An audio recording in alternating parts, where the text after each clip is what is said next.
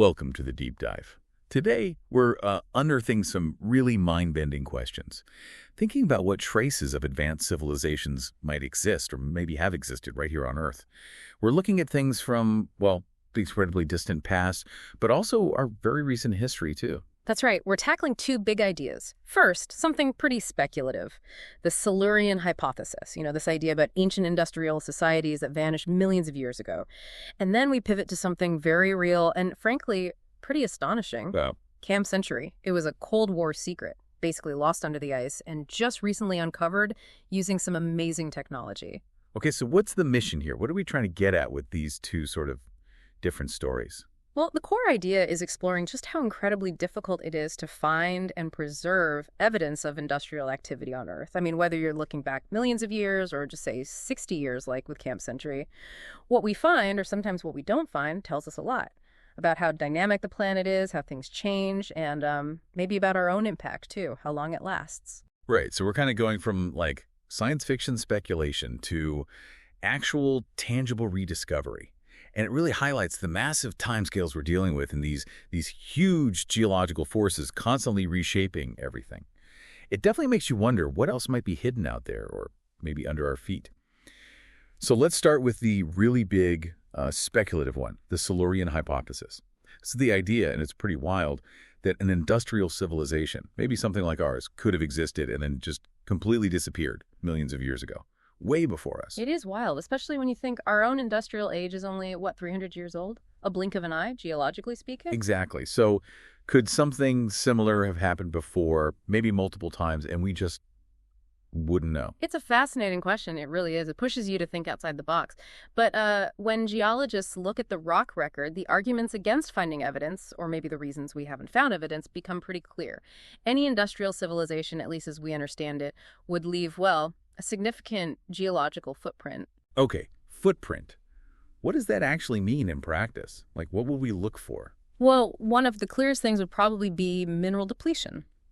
Think about it. Any society building advanced technology needs metals, rare earths, all sorts of stuff mined from the Earth's crust. If someone else did that on a massive scale before us, wouldn't those easily accessible surface deposits be, gone? Or much scarcer than they are?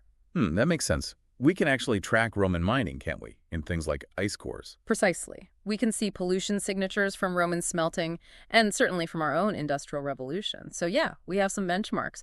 A previous industrial age should theoretically leave similar or even bigger signs of resource extraction. Okay, resources. What about other traces? Maybe something less physical? Definitely. Chemical signatures are huge. Burning fossil fuels, like we do, releases massive amounts of CO2 and other greenhouse gases very, very quickly. Our last 300 years have pumped out more CO2 than, thousands of years of pre-industrial human activity combined. It's a massive spike. You'd expect to see a similar sharp, unnatural spike in the geological record in sediments and rock layers if another civilization did the same thing, something distinct from slower natural climate shifts. Right, that suddenness is key. Exactly. And then there's just the sheer scale and longevity required. To develop complex technology, a civilization probably needs to be around for a decent amount of time and spread over a reasonably large area. That leaves a bigger mark. Think about us now. Our plastic waste, our glass bottles, geologically, those might eventually form distinct rock layers. Nuclear waste, that stuff stays mildly radioactive for millions of years. We're leaving traces that are designed, in some cases, to last for incredibly long timescales. It seems pretty hard to imagine a civilization reaching that level and just leaving nothing. It is difficult to imagine, but okay, that's the case against finding easy evidence. The counter-arguments, the things that keep this idea alive, often focus on how Earth itself could hide or destroy that evidence. Right, because the planet isn't static, is it? Continents move, sea levels change dramatically. Exactly. Tectonic plates shift, grinding against each other, pulling land masses under in subduction zones. Mountains rise and erode.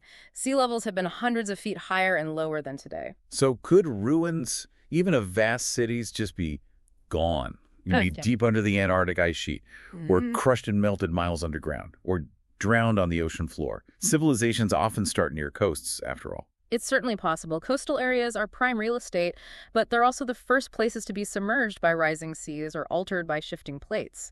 So yeah, evidence could be deeply buried, subducted, or just eroded away over millions of years. The Earth kind of heals itself or maybe erases the past over these vast timescales. It does, although maybe recycles is a better word. Surface stuff erodes, yes, but the chemical signatures we talked about, like atmospheric changes, can get locked into rock formations. So it's a constant battle between destruction and preservation. And there's a practical limit to what we can directly see, right? Yeah. You mentioned ice cores earlier. How far back do those actually go? That's a really crucial point. Our oldest continuous ice core record only goes back about maybe 2.7 or 3 million years in Antarctica. Yeah. If you're talking about a potential civilization 50 million or 100 million years ago, well, that ice record just doesn't exist. We don't have that direct snapshot of the ancient atmosphere preserved in ice that far back. Okay, so direct evidence is tough. This is where people sometimes bring up things like oparts, out-of-place artifacts, those stories you hear about strange objects found in coal seams or ancient rocks. Yeah, those stories pop up. Usually, though, when scientists investigate, they find natural explanations, often very interesting natural explanations, actually. Like the natural nuclear reactor. That one always blows my mind. Oh, the Okla reactors in Gabon, yes. Absolutely incredible. About 1.7 billion years ago, there were natural uranium deposits with just the right concentration of uranium-235. Groundwater seeped in, acting as a moderator, and kick-started a self-sustaining nuclear fission reaction. So it's like a natural power plant. In a way, yes. It cycled on and off for potentially hundreds of thousands of years, moderated by the water levels. It generated heat, consumed nuclear fuel, and left behind very specific waste products, specific isotopes. But the key is, it was definitely natural, not some ancient nuke plant. The isotopic signatures confirm it. It's a fantastic example of nature doing something incredibly complex that we might instinctively think requires intelligence.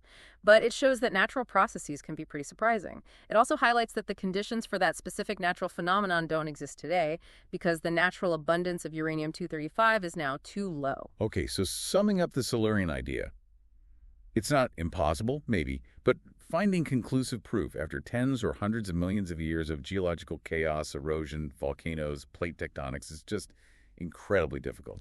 Immensely difficult. Think about dinosaurs. They dominated the planet for 165 million years.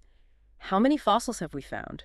Maybe 11,000 or so worldwide. It sounds like a lot, but compared to the sheer number of dinosaurs that must have lived, it's vanishingly small. So much just gets lost to time. That really puts it in perspective. Okay, let's shift gears now. From that deep time speculation to something much more recent and very, very real. A human structure buried, lost, and then found again. Camp Century, the city under the ice. Right, and Camp Century wasn't just some research station despite the cover story. Its real purpose was highly classified. It was the heart of Project Iceworm. Iceworm sounds ominous. It was. This was deep Cold War stuff. The plan was to build a massive network of tunnels under the Greenland ice sheet, covering potentially 52,000 square miles. That's about 3 times the size of Denmark. 52,000 square miles. Underground. What on earth for? Nuclear missiles. Hundreds of them. They called them Iceman missiles. The idea was to create a hidden mobile launch complex. From Greenland, they calculated they could hit about 80% of targets in the Soviet Union and cut the missile flight time almost in half compared to launching from the U.S. mainland, a massive first strike capability. Wow. And they actually built part of this under the ice. They built the main base, Camp Century, yes. Between 1959 and 1960, the U.S. Army Corps of Engineers constructed it. It had labs, barracks, a hospital, a theater, all powered by the world's first portable nuclear reactor, the PM-2A. Portable nuclear reactor in 1959. Absolutely. And the whole thing was done initially without Denmark's explicit permission for the missile aspect. They were told it was just a polar research station. The secrecy was intense. Okay, so they built this incredible, secret, nuclear-powered base for launching missiles, but then they abandoned it only about 8 years later, around 1966-67. Why? What went wrong? The ice. Fundamentally, they completely underestimated how much the Greenland ice sheet actually moves and deforms. They thought it would be relatively stable, but it turned out the ice was flowing much faster than their projections, maybe 100 feet per year in that location. 100 feet, so the base was literally moving. Well, the ice around it and within it was constantly shifting and compressing. The tunnels were squeezing inwards much faster than expected, nearly 2 feet per year, instead of the predicted 4 inches. Ceilings started collapsing, equipment was threatened. It simply wasn't stable enough, especially not for storing nuclear warheads safely. So the very environment they tried to master turned against them. Any other problems? Oh, yes. Sanitation was a disaster. Their system for disposing of sewage basically failed. Liquid waste just permeated horizontally through the snow and ice, apparently for hundreds of feet. The smell became unbearable in some areas, forcing them to abandon sections of the base. You're kidding. They have a nuclear reactor but can't handle the sewage. It seems that way. Plus, just the sheer amount of snowfall meant constant effort to stop vital areas from being buried. And then further studies showed the ice movement wasn't just compressing things, it would eventually carry the entire site waste and all towards the coast over time. Okay, so they leave. What did they leave behind? A lot. Thousands of tons of waste. The nuclear reactor core was removed, but the rest of the reactor structure was left, plus an estimated 200,000 liters, that's over 50,000 gallons of diesel fuel, maybe 24 million liters of sewage, a mix of biological waste and chemicals, toxic PCBs, and just general construction debris. The assumption in the 1960s was just let it snow.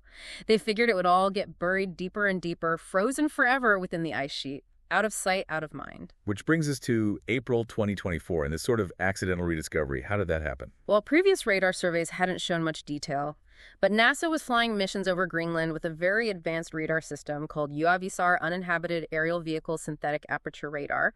It's designed to penetrate ice and map internal layers. And it saw the base. It saw it in incredible detail. Because it looks sideways and uses sophisticated processing, it could create these detailed 3D maps through the ice. They said individual structures within the camp were visible like never before. Apparently, it was a bit of a surprise. They were focused on mapping natural ice layers, and suddenly, there was Camp Century. Wow. And this rediscovery isn't just historical curiosity, right? There are real concerns now. Absolutely. Because the big assumption from the 60s that the ice would entomb the waste forever is being challenged by climate change. Greenland's ice sheet is melting rapidly. It lost about 35% of its volume just since the late 70s, and the rate of melting has accelerated massively. So the ice is no longer guaranteed to keep that waste locked up. Exactly. Scientists estimate that the Camp Century site, which currently still accumulates snow year-round, could shift to having net melt as early as 2090. Maybe sooner, depending on warming trends. And if it starts melting? Then all that hazardous waste, the diesel fuel, the PCBs, the sewage, the low-level radioactive coolant from the reactor could start leaching out, carried by meltwater streams towards the coast, potentially contaminating ecosystems and maybe even fisheries. It's a ticking environmental time bomb in a way.